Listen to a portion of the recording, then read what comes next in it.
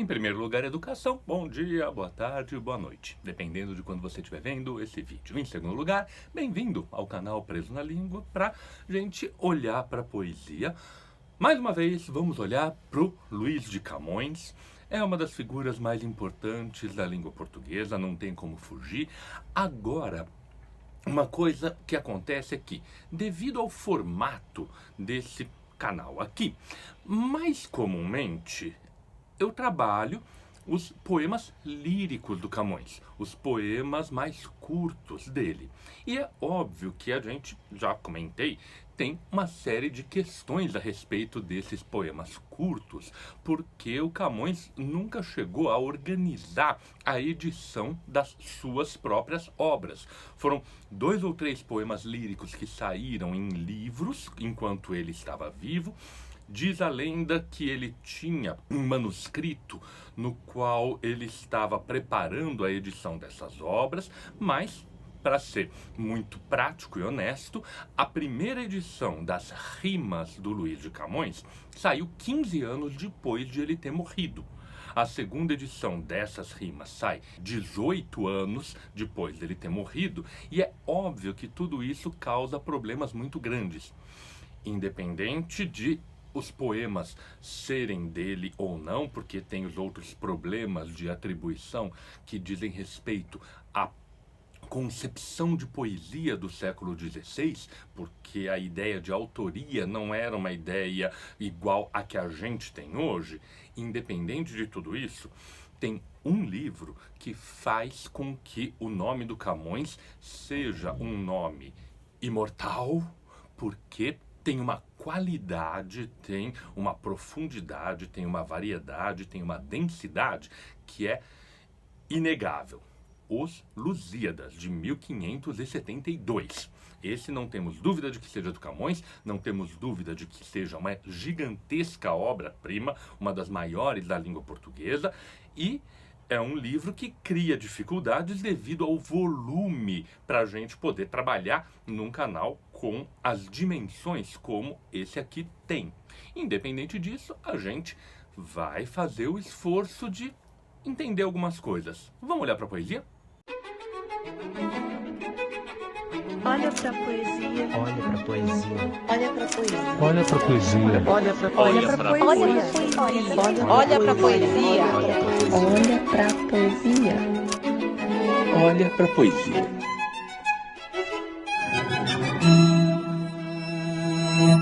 Os Lusíadas. Os Lusíadas, um dos livros, como eu disse, mais importantes da língua portuguesa, uma das grandes obras-primas, uma das grandes referências de linguagem, de construção poética, de imagens, que, como qualquer obra de seu tempo, tem as qualidades, tem os problemas, tem as limitações.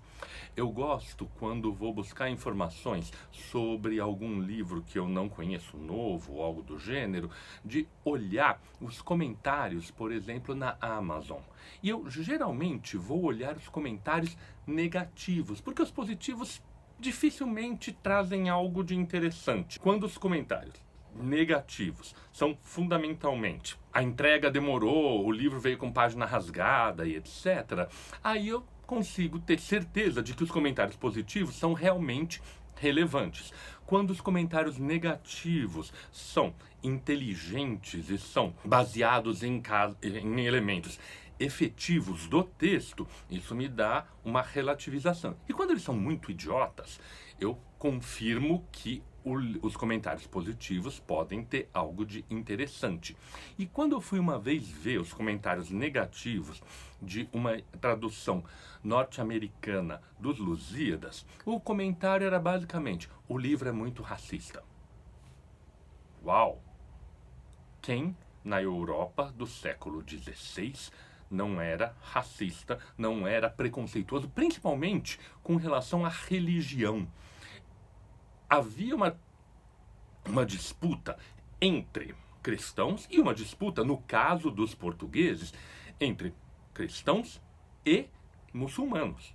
Então é evidente que uma obra que inclusive é de propaganda como é Os Lusíadas, vá se ressentir disso. A gente precisa ter a inteligência de passar por cima desses pontos. Daqui a 200, 300 anos, se ainda tiver humanidade, vamos ter que passar por cima das nossas limitações para poder apreciar o que pode contribuir para um futuro melhor para a humanidade e que está sendo construído hoje. Então, ignoradas essas bobagens, vamos ao texto propriamente dito. Como eu disse, é um poema gigantesco. E é um poema que, como a gente tem informações, essa é uma das definições que o Ítalo Calvino dá para um clássico. É um livro que, quando a gente lê pela primeira vez, parece que já leu várias. É um livro que, quando a gente lê pela 10ª vez, parece que é a primeira. Todo mundo que tem alguma cultura de língua portuguesa tem algum tipo de informação sobre os Lusíadas. Então, eu tiro isso de barato. Como muita gente sabe, os Lusíadas é uma enorme celebração das navegações portuguesas. É uma epopeia que procura emular, procura fazer semelhante às grandes epopeias da antiguidade, às grandes epopeias modernas do Renascimento. Ele copia declaradamente a Odisseia, a Eneida, alguns poemas um pouco menos falados hoje em dia, como a Argonáutica do Apolônio de Rhodes. Ele imita o Estácio, fazia parte da ideia de ser um bom poeta, imitar os grandes modelos. E, contemporaneamente a ele, imita também os grandes modelos italianos. Não tanto o Dante, porque o Dante tem um arcabouço um pouco diferente, já que ele não quer falar sobre o heroísmo, mas ele copia o Ariosto, do Orlando Furioso. Aí a gente tem, então, uma ideia. A leitura, que isso, inclusive, incomodou o avaliador lá, anônimo lá da Amazon, a leitura vai dar de cara o tempo todo com uma série de problemas de construção, de estereótipos de certos personagens, porque são os inimigos. Os inimigos têm que ser descritos de maneira negativa.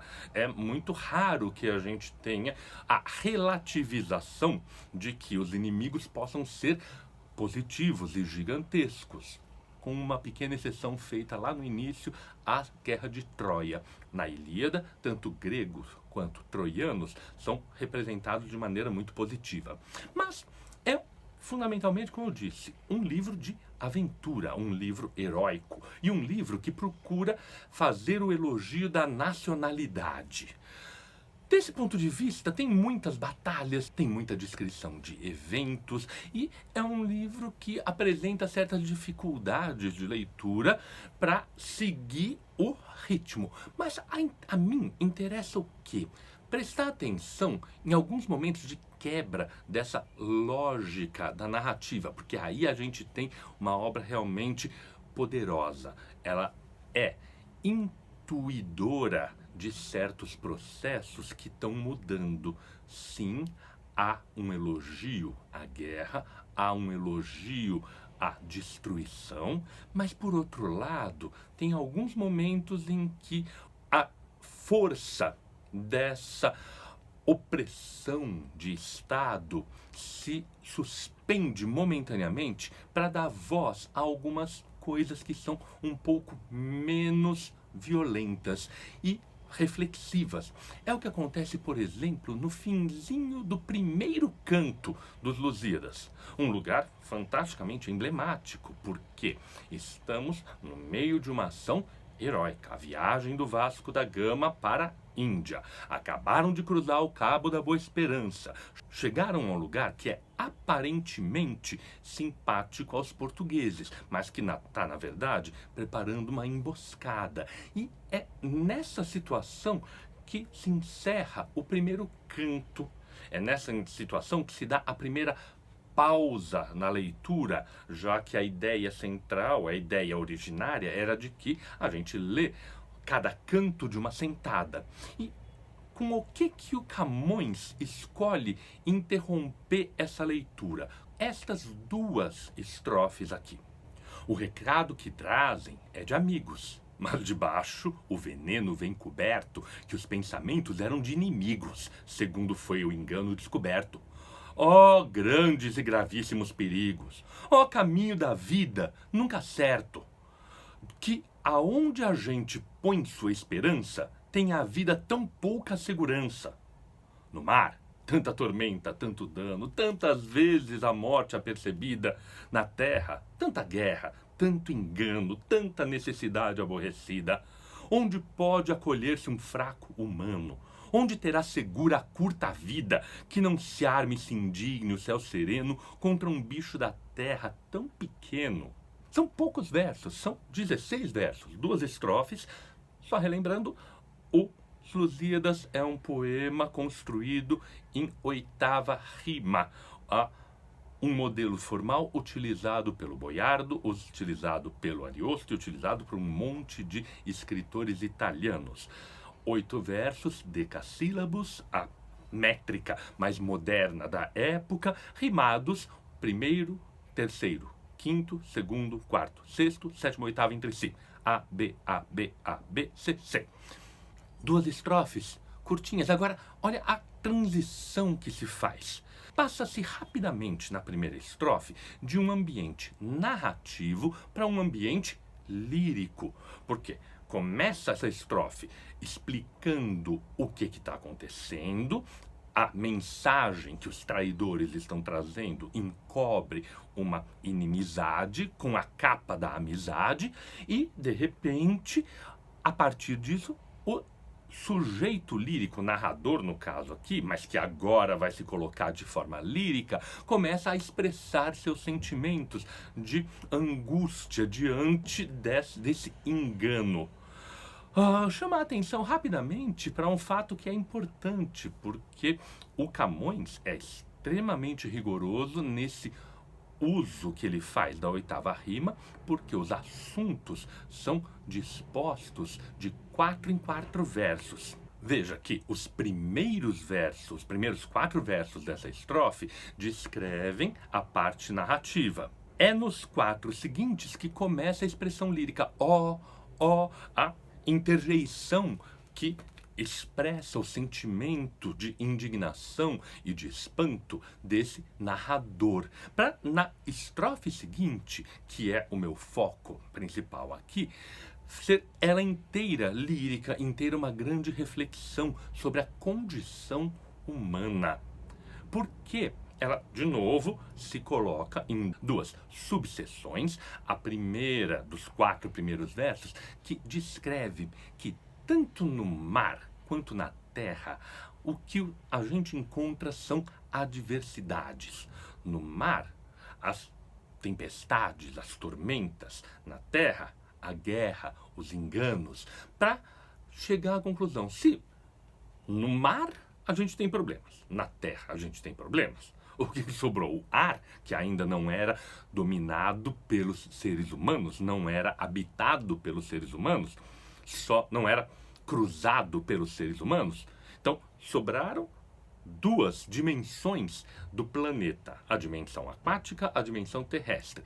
Nas 2 encontramos traições, encontramos problemas.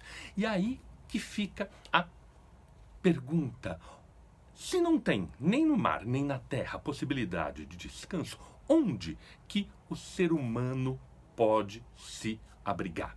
Onde que o ser humano pode ter algum descanso? Que não se arme e se indigne o céu sereno, e agora aqui entrou o céu, mas o céu como a dimensão que é a que constrói esse destino ruim para as pessoas. Ar, terra, água. As 3 grandes dimensões do mundo. Todos estão contra quem? Contra o ser humano. E onde que um humano vai se abrigar? Onde vai ter a sua vida tranquila e segura? Porque parece que o céu está se indignando contra um bicho da terra tão pequeno. Em pleno renascimento, no meio do momento em que se tem uma crença muito grande na capacidade humana de domínio da realidade exterior e num texto que exacerba, que exalta esse domínio, porque é o texto que vai falar sobre a conquista do mar. Ao final da primeira parte de leitura que narra essa conquista, para-se para fazer essa reflexão de que, no fim das contas, esse ser que é ao mesmo tempo dominador é também dominado. Ele que é sujeitador, ele é sujeitado. Mais do que ser sujeito das suas ações, ele é objeto de ações externas, ele é objeto dos perigos externos. E no meio dessa euforia, o Camões baixa a bola para que a gente passe a considerar de forma um pouco menos ingênua a capacidade renascentista, a capacidade humanista de domínio do mundo. É necessária a humildade também. E a primeira parte dos Lusíadas, o primeiro canto dos Lusíadas, se encerra maravilhosamente com esse reconhecimento dos limites que existem para a atuação humana. É nesse sentido que uma obra cuja leitura superficial, como a daquele avaliador anônimo lá da Amazon, poderia levar a entender que não, ela tem problemas, ela tem defeitos, ela tem preconceitos. Uma obra com esse discurso na superfície, muito empolgado e confiante, vai abrindo brechas, e essa brecha, ao final do primeiro canto, é uma brecha muito explícita, para que a gente entenda que, mesmo a enorme confiança na humanidade, tem os seus limites. Mesmo a confiança num Deus provedor, e aqui a gente está indo bem adiante nas possibilidades de leitura disso, mesmo a confiança num Deus provedor tem que ser matizada com a aleatoriedade de um destino cego, ao qual a gente não tem acesso e ao qual a gente tem que enfrentar o tempo todo com as forças que a gente consegue tirar de onde for possível. Mas principalmente de quê? Da compreensão da condição humana. Veja só quanta coisa a gente pode tirar de duas estrofezinhas de nada. E é um poema. Quando eu era adolescente estudando literatura no ensino médio, antigo colegial, eu tive que decorar que o poema tem 1102 estrofes. Eu li duas, sobraram 1100, que são todas profundas, elaboradas e complexas nesse mesmo nível de complexidade, profundidade e inteligência que eu procurei ler aqui. Agora, o que a gente tem que fazer é enfrentar essa aventura marítima numa outra aventura literária e tentar ler tudo isso. Vamos começar relendo essas duas estrofes que eu procurei apresentar aqui. E depois, se for possível, eu recomendo enormemente que se faça o desafio de enfrentar todas as 1100 estrofes restantes.